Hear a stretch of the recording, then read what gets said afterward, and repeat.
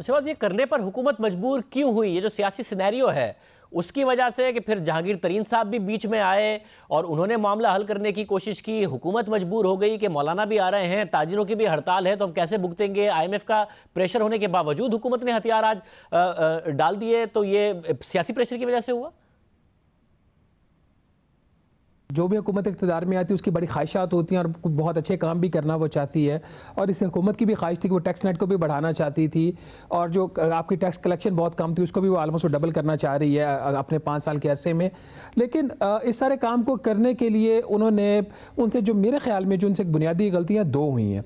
एक तो उन्होंने अपनी जो प्रायोरिटीज़ थी उसको उन्होंने सेट नहीं किया, उन्होंने नंबर 1, 2, 3, 4 नहीं किया, और जहाँ जहाँ पे उनको समझ आई, उनको लगा कि यहाँ काम बेहतर हो जाएगा, अपनी इस्तात और इस्तेदाद दोनों को मद्देनज़र रखे बगैर उन्होंने हर उस सेक्टर में हाथ डाल दिया, जिसकी वजह से अपने बहुत सारे फ्रंट्स खोल दिए।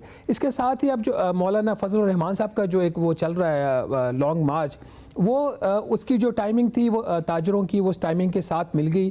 तो अब हुकूमत को गालबन ये खदशा होगा कि अगर ये मुज़ाकरात इनके साथ नाकाम हो जाते हैं ताजरों के, तो वो मौलाना साहब के साथ जाके मिल सकते हैं और उनकी जो है वो एक हुकूमत के लिए बड़ा मसला बन सकता है। तो गालबन एक वजह ये हो सकती है। लेकिन मेरा ख्याल है हुकूमत ने यहाँ पर थोड़ा सा पैनिक किया है। इनको अपने जो कार्ड्स थे वो बहुत स्मार्टली प्ले करने की ज़रूरत थी।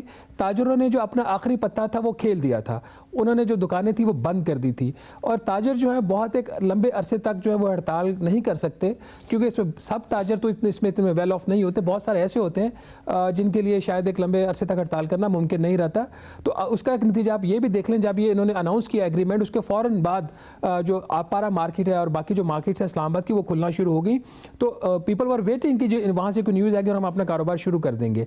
तो यह थोड़ी सी हुकूमत जल्दबाजी कर गई है इनको, और ये हमने पहली दफ़ा ऐसा नहीं हुआ।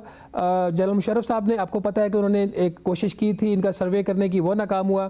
इसहाक डार साहब के दौर में एक एफर्ट, उस वक्त भी ताजरों के साथ जो एग्रीमेंट हुआ तो दावा किया गया कि 20 लाख लोग जो हैं वो जो एक एमनेस्टी स्कीम दी गई थी ताजरों को, उससे फ़ायदा उठाएंगे, और सिर्फ 9,900 अफराद जो ताजर थे वो उस टैक्स नेट में आए थे, और वो भी बाद में उनका फॉलोअप नहीं हुआ।